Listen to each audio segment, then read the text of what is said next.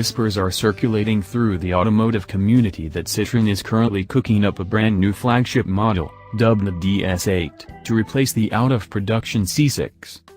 Citroen Divine DS concept. According to French publication Auto-Moto, parent company PSA is set to introduce a replacement for the C6 in the next few years. The DS8 is set to be a mid-sized sedan to take on the likes of the Audi A6 and BMW 5 Series, with a design language inspired by the Divine concept car, pictured, which was unveiled at last year's Paris Motor Show.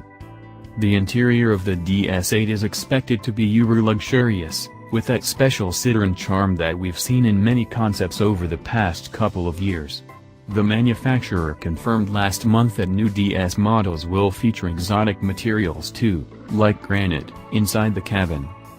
The DS8 is likely to be based on the EMP2 platform, currently underpinning the Peugeot 308 and Citroen C4 Picasso.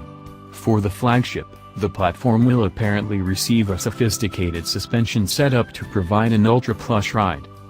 In terms of propulsion, the DS8 is expected to be powered by Citroen's range of frugal turbocharged 4-cylinder petrol and diesel powertrains, along with a hybrid variant.